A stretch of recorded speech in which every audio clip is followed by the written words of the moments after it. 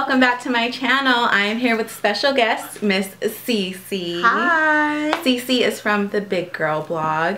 And why don't you tell them a little bit about what you do? Well, it's plussizeprincess.com right now. We just switched it. Oh yeah, I'm sorry. I just, from back in the day, I know. I think of the Big Girl blog. We started off as the Big Girl blog. I started off as the Big Girl blog, and I just had someone switch it for me to Plus Size Princess because that's more fun. Because that's what she is, plus size princess. Hello. So yeah, my blog is a dating blog. I talk about plus size dating. I talk about plus size fitness, plus size fashion, and I don't know, PCOS, lots of different things. Basically like the ins and outs of being a big girl is kind of what I talk about. All the dirty stuff that no one wants to mention. Where else can they find you online? My Twitter is CeCeOlisa, CeCeOlisa, and then I'm Plus Size Princess NYC on YouTube, and Plus Size Princess on Instagram. I don't know. Just find me somewhere. I know that sounds like a lot of info, but I will have all of it in the description box below. Eek. And I will have her Twitter handle somewhere right here. Somewhere. So, yeah. We'll just scribble it. So don't feel overwhelmed. It's a lot of information, but a lot of very good, important information. I'm sorry I took off my glasses. I'm fed up to hear with them today. But anyway. I like them. She likes them. I do too, but when it gets hot and you're a big girl, you sweat easily. And if you're wearing glasses, they start to fog up. Down. Yes, and slide down. Before I know it, they're like down to here. So they're going to come off for now. But since I'm with Cece and she has this fabulous dating blog, I thought we would talk about dating for a little bit. I get a lot of questions on how to date as a plus size woman. How was your relationship formed with DC, things like that. So we were talking about that over dinner, and we thought we would bring the conversation to you. So I guess I will go first in how I met DC, and then we can see how it goes from there. Yes. So DC and I met way back in 2005 on MySpace. I don't know if any of you know what MySpace is, because some of you may be a little bit too young for that. Vintage. It's old school. Yes, vintage social media. We met on MySpace. He messaged me after reading my blog post, and we started talking on the phone and texting. You hang up. No, you hang up first kind of thing, you know? Super cute and cheesy. And I was so scared to meet him, even though he had seen pictures of me full body and from the boobs up. I was very nervous to meet him because, as we were discussing, it's a different thing to see someone in person. Yes. Especially as a larger woman, you know, and back then I was taking pictures at a certain angle, or cropping out a leg or an arm or something. The big girl angle when you do it from like up above like this. Especially MySpace days, it was all up in here. Yes. So I was very nervous to meet him, but we finally met on Valentine's Day, and I was telling Cece he gave me this heart-shaped box, and it was filled with red Skittles because I loved red Skittles at the time. And my silly ass, excuse my French, spilled the entire box on the front seat of my car, and here we are picking them up. And mind you, I was sitting in the car the whole time because I didn't want him to see my body. I was just so nervous and self-conscious about it. And so as soon as we got them all up, I just took off, and then he texted me later that night, "Will you be my girlfriend?" And I said, "Sure." So she was telling me the story over dinner, which I love because I have Robert, who, if you follow my blog, there's a tag on there, are we dating? Which is my love story with Robert, which starts from meeting at work and goes through all this stuff. So anyone who reads my blog kind of knows that I'm seeing him. We've been dating for a while, and it's exciting. And I think just listening to your story made me think about all of the like insecure things that we do as plus size women when we're dating. And I think there's two things for me that stick out, which is one, that you, even though he had seen all your pictures, you're like in the car and like won't like wearing all black. Wearing all black, of course. Yes. Because black is slimming. Not true. No. You're just as big in black as you are in anything else, if and not that's okay. heavier. Yes. Yeah. So the fact that you, even though he knew everything, like I always talk about online dating. I'm a huge fan of online dating, and I believe in putting like your full body picture up there. Yeah, like, totally. Don't send me a message and then talk about I didn't know how big you were, because I have pictures up of everything.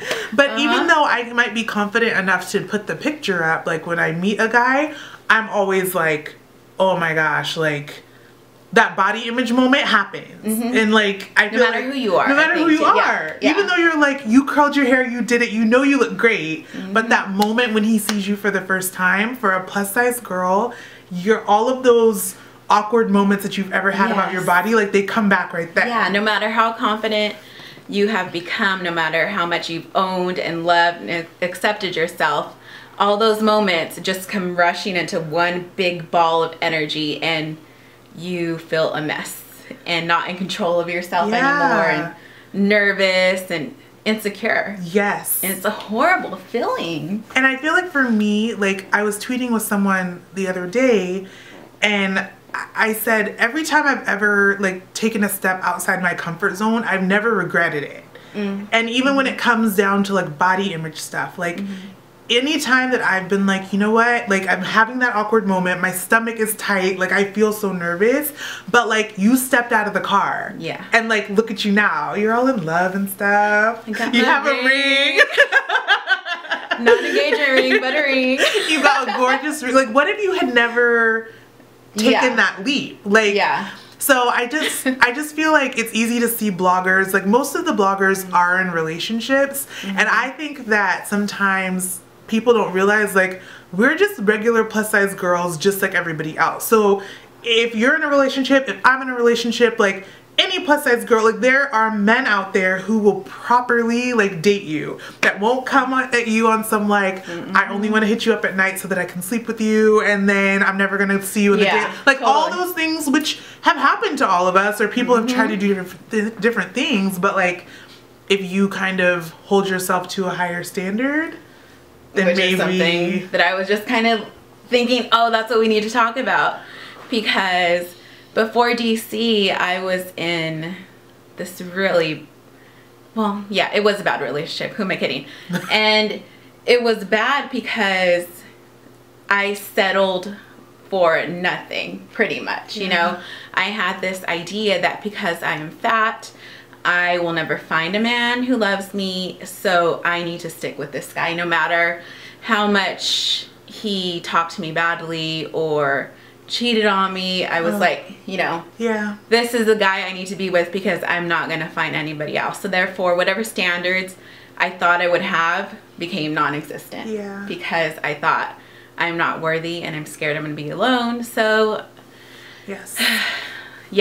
so anyway, I'm like, oh, don't cry, Amanda. Don't cry. But we've been, and I feel like it starts even with the subliminal stuff with like friends. If you turn down a guy, friends are like, why did you turn him down? Like there's this subliminal message that like we shouldn't be picky, or we should be grateful for getting one guy. Right.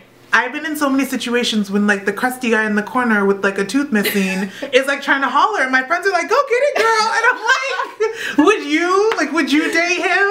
If not, then like why should I? So I think it starts there, like the subliminal thing. Like you kind of feel the pressure from people to just like get what you can get, no matter what that may be. And it's harder to raise your standards. You're gonna date less if you raise your standards, and that's anybody. It doesn't matter what size you are. But I feel like quality over quantity, like every time. Wins every time. Don't ever lower your standards for anybody. Never. No, just keep them where you want them to be. Keep them high. I prefer high. But not only for who you're looking for to spend your life with, to love, but for yourself. You know that you are worthy of love and proper care and attention. You know, don't feel like you need to settle or get what you can get, like Cece was saying. You're worth so much more than that. All of us are. And hopefully our talk is going to inspire you to feel that way if you don't feel that way already. Definitely. So, definitely. Yeah. And of course, all of that, in my opinion, starts with loving yourself, which is probably the hardest thing to do. I think a lot of us are like, I have so much love to give, if only I could find that person to kind of express that to. But you're the first person that needs all that love. All that love that you want to spoil your man with, or your girlfriend, or whoever, you know, like that's you that needs to be spoiled first. And I think when you start to love yourself, then you're gonna show people how to treat you. Like, you're gonna show people, oh, like, look at her, like, she's plus size, but she's rocking it. Like, she takes care of herself, she does different things for herself, and she doesn't need another person to validate her and make her feel like she's valuable. You know what I mean? And that's hard work. Like, that's not something that's easy to do. It takes time and experiences, good and bad experiences, to build that confidence. But it's completely possible, and you have to remember, like, going back to the whole self-worth thing, but you are worth, you know, evaluating yourself and figuring out, you know, that I need this from a man. And not even that, but I need this from myself, pretty much. You know, I need to love myself. Also, the other thing I loved about her story is that he came with all red Skittles in the heart. Like, that shows that, like, he was listening to you. And, like, he knew what you liked. And I feel like people forget that, like, courting is not dead. Like, guys doing sweet things for you and courting you and kind of wooing you, like, that happens, and it happens for plus size girls too. Like, don't think that, you know, a guy just showing you any sort of attention is enough. Like, I'm not saying it has to be like material things or whatever, but a guy's taking the time to, like, be your friend and learn what you like and what you don't like, and, you know, doing more than just sending a text that says good morning. Like, that's a basic smiley face. Smiley face. What are you doing? What do they do? WYD. What are you doing? I'm like, and capital U. Come on. Come on. You can't even get a full sentence from the man. So, I think sometimes it's just important for us to hear, like, plus size love stories, like big girl love stories, because it happens. Like, that's what we need to call this video. Yes! Big girl love stories. Big girl love stories. Maybe that's a new series. Maybe we should do that. I love that, you know, getting the attention you deserve from the very beginning. And I like how you brought up our little story, because DC and I, we did take the time to form a friendship. Yes. As you and your man friend. Robert. I didn't know. I was almost going to say something else. That's why I said man. Okay. But, you know, taking the time to get to know each other and figuring out who you are, because oftentimes when you come together in a relationship, you almost blend your personalities together. DC and I, we love each other, we live together, we have our good times, but we still have time apart. We still know who we are. He does his thing, I do my thing, because we both know that we are worthy of having our own lives and then a life together. Which is very important in a relationship, no matter what size or what weight you are. You have to give yourself time, and which in essence makes you value and have greater times with the person you're in a relationship with. I totally agree. Yeah. We'll tell my big girl love story another day, but one thing I will say is that I had a lot of, like, first dates that I like wasn't interested in going out again, or like they weren't interested or whatever, it didn't work out. So I was, like, single for, like, a really long time, but I feel like some of my girlfriends, when they were single for, like, a couple years, they kind of, like, wallowed in it, and it was, like, so depressing and whatever. Like, I took that time out for me to, like, learn myself, learn what I was into. That's when I started a blog. Like, that's when there's so much growth that happened for me when I was single, and those are the things that Robert is attracted to. Like, he'll be like, oh, you're so independent. Like,